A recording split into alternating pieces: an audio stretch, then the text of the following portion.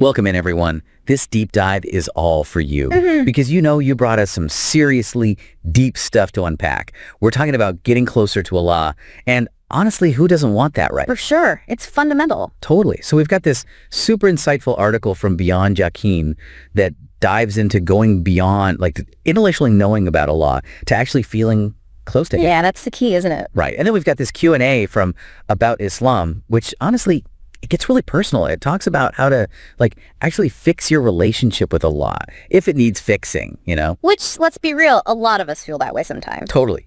So today we're going to really dig into these sources and pull out those practical tips and those aha moments that can help you make some real changes in your spiritual life. To feel that connection. Exactly. Because I don't know about you, but I've definitely been there.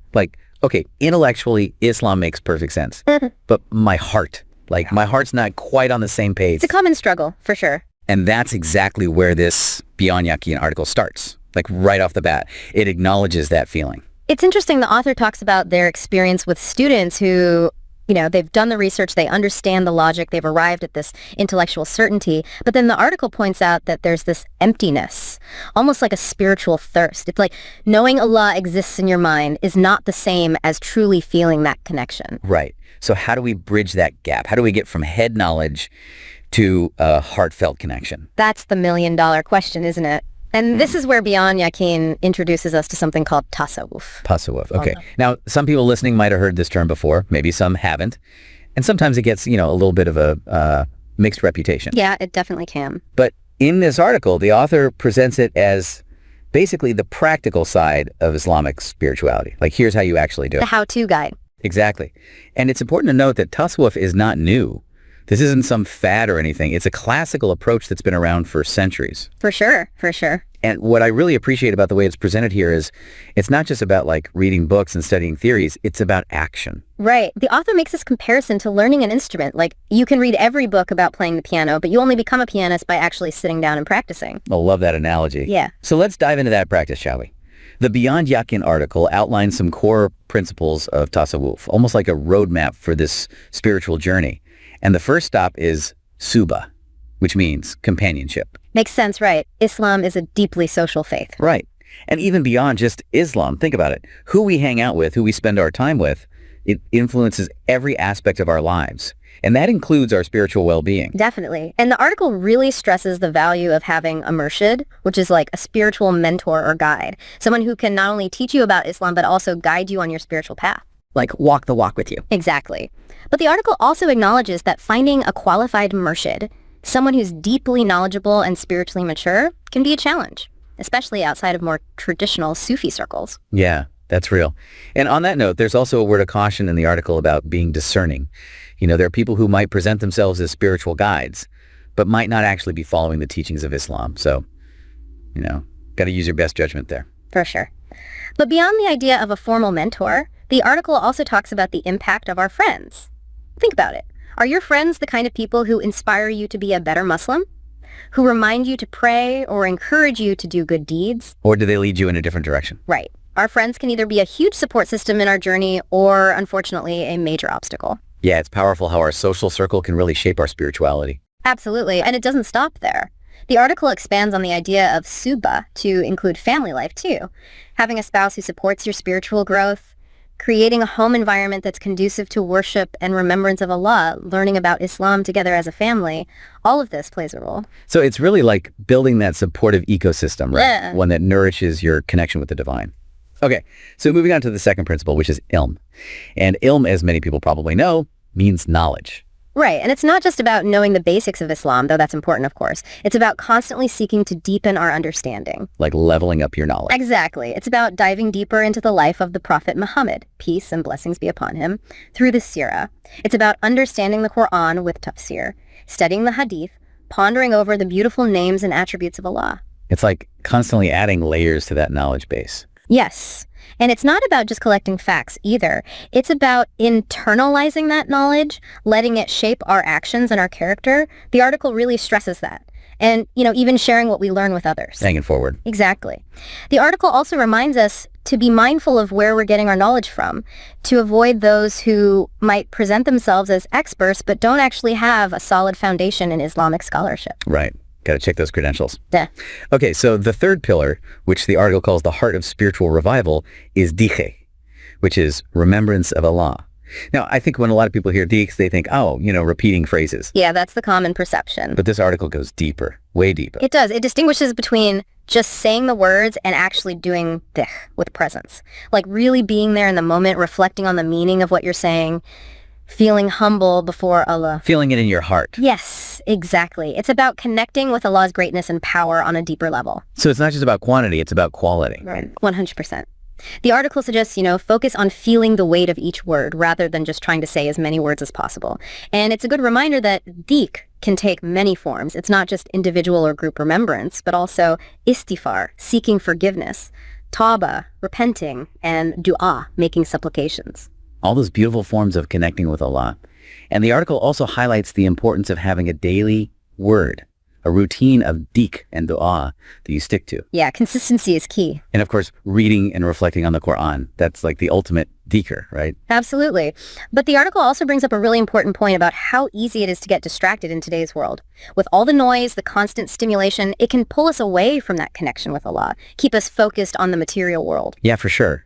Like, it's hard to reach that deeper spiritual place when your mind is constantly buzzing with notifications and to-do lists. Right. So carving out that space for genuine remembrance and reflection becomes even more important. The article describes dhikr and du'a as our way of talking to Allah, communicating with our Creator from a place of sincerity and presence. Beautiful. Okay, so principle number 4 is khalwa, which means seclusion. Now, I know for a lot of people, especially those with busy lives, the idea of seclusion might sound a little daunting, maybe even impossible. I hear you. It sounds like you need to go live in a cave somewhere. Right. But the article actually offers a really practical perspective on this. What I find interesting is how it connects khalwa to the Prophet Muhammad, peace be upon him, and his time in the cave of Hira. It was a dedicated time for reflection and contemplation, a retreat from the world. But the article also emphasizes that khalwa doesn't have to be this big, long, isolated thing. It can be small moments throughout your day. Exactly. Even a few minutes of quiet time at home or in your car before you start your day. Just that intentional space to disconnect from everything and focus solely on Allah. And it's not just about being alone. It's about using that time to reflect on your spiritual journey, to check in with yourself. Where are you falling short? What are your goals? What blessings are you grateful for? The article also talks about minimizing distractions, like putting your phone away, or even considering like internet fasts. It's about creating that space for your heart to really connect. Yeah, to hear that inner voice. And the article even touches on the importance of mental well-being, saying that if you're struggling with mental health issues that are making it hard to connect with Allah, it might be helpful to seek professional support. It even mentions mindfulness as a potential tool to use in conjunction with Islamic practices. That's great, taking a holistic approach. Okay, so the 5th pillar in our roadmap is taqwa. And taqwa is often translated as God consciousness, but the article defines it more specifically as protecting yourself from disobedience to Allah. Right. It's about aligning your actions with your beliefs. Exactly. And the article makes it really clear that all this effort we're putting in to grow spiritually, it's not going to be very effective if we're not also striving to live according to Islam's teachings. It's about walking the walk. Totally. The article specifically mentions avoiding major sins, like neglecting our prayers, missing fasts in Ramadan without a valid excuse, engaging in gossip or harmful speech, dealing with interest, using intoxicants, cutting ties with family. It's like these are the big no-nos that can really create a barrier between us and Allah. The foundational stuff. Right. But it's not just about our outward actions either. The article also emphasizes addressing the sins of the heart. Like arrogance. Arrogance, insincerity, hatred, envy, lack of compassion. It's like even if on the outside you look like you're doing all the right things, if your heart is filled with these negative qualities, it's going to damage your relationship with Allah. So it's about purifying our intentions as well. Exactly. And then for those who are ready to take it even further, the article mentions trying to do as many recommended acts of worship as possible and avoiding even those things that are disliked, even if they're not outright forbidden. It's about that constant striving for excellence. Yeah, and eventually, for those on a really advanced spiritual path, the goal is to even avoid things that just waste time, things that don't benefit us in this life or the next. It's a journey of continuous refinement. Absolutely. Okay, so finally, we reach the 6th pillar, which is mujahada. And mujahada means struggle, specifically struggling against the self. Battling those inner demons. Yeah, and this really highlights that connecting with Allah isn't passive. It takes real effort, real work. It's a conscious choice. The article actually challenges this idea that you can just suddenly become super faithful without putting in the work. No. It starts with being honest with yourself, acknowledging where you are spiritually, and then making a conscious decision to grow. That's that dissatisfaction the article mentions. Like being okay with where you are spiritually is actually a sign that you're not where you need to be. Right. It's that yearning for more. And then the article brings us back to the importance of consistency, of showing up for our prayers on time and really being present during those prayers, maintaining that daily routine of dhikr and dua. And again, it emphasizes seeking out good company and distancing ourselves from those who might lead us astray. Yeah. And the article uses the example of the Prophet Muhammad, peace and blessings be upon him. His life is the perfect illustration of how much effort, how much struggle goes into achieving that level of spiritual excellence. It's inspiring and humbling at the same time. Okay, so that was a really deep dive into the principles from the Beyond Yaqeen article. Now, let's shift gears a little bit and look at this Q&A from About Islam. The question here is really straightforward. How do I fix my relationship with Allah? It's so direct, right to the point. And I think it really echoes that feeling of disconnect that we've been talking about. Like, even if you're born Muslim, you're practicing, you might still feel like something's missing. It's that longing for a deeper connection. Exactly. And the answer starts off with this super powerful piece of advice. It says, fix yourself and Allah will fix your life. Like, bam, right there. Straightforward. And then it tells this really insightful story about a doctor in the UK. He identifies as a cultural Muslim, but he wants to truly become Muslim, like in his heart, in his actions. It really highlights that being born into a Muslim family doesn't automatically mean you have a strong relationship with Allah. It's a journey. It is a lifelong journey of learning, growing, and striving to become the best versions of ourselves. Absolutely. And the answer brings in this beautiful verse from the Quran, Surah Al-Imran, verse 103. Hold fast to the rope of Allah, all of you, and do not be divided. It's a reminder to cling to Allah in all circumstances, but it also highlights the importance of the Muslim community. That we're in this together. Yeah, like we need each other. So then the answer lays out some practical steps we can take. The first and foremost, no surprise here, is praying 5 times a day, ideally on time. Back to basics. And then it talks about the importance of not just reading the Quran, but understanding it, reflecting on it, which connects back to dhikr and ilm from the Beyond Yaqeen article, right? It all ties together. And then there's this really profound idea presented. We become good by doing good things. It's like it shifts the focus from just thinking about how we feel about Allah to actually looking at our actions. Like, how are our choices impacting the world around us? It's about embodying our faith in our actions. Totally. And that leads to the advice about giving charity, especially doing it secretly, solely for the sake of Allah. The idea is that when you do good deeds for others purely to please Allah, it brings you closer to Him. It purifies the intention. Yes. And the answer suggests asking yourself this question every day. Am I becoming a better person? Am I caring for others?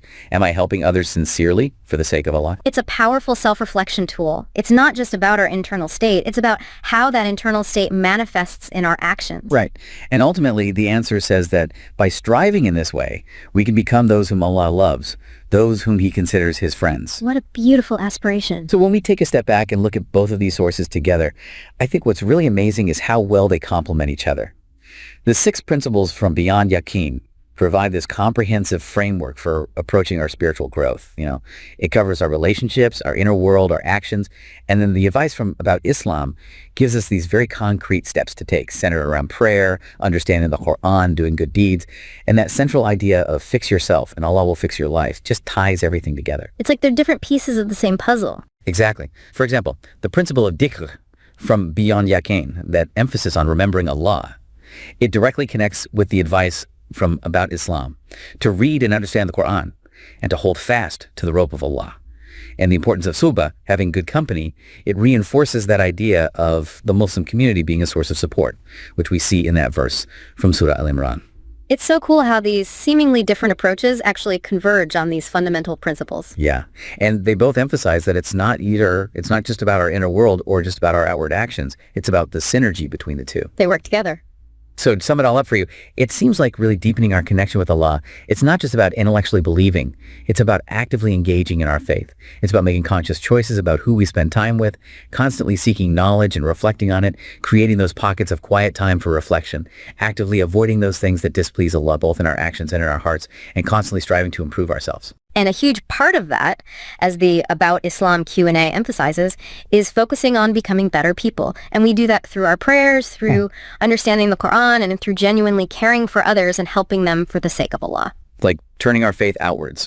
Exactly. So here's a thought to leave you with. Of all the principles we've discussed, which one speaks to you most right now? And what's one small step you can take today to move beyond just knowing about Allah, to truly connecting with Him? It's an ongoing journey, and we're all on it together. Thank you so much for joining us on this deep dive, everyone. It's been a pleasure exploring these ideas with you.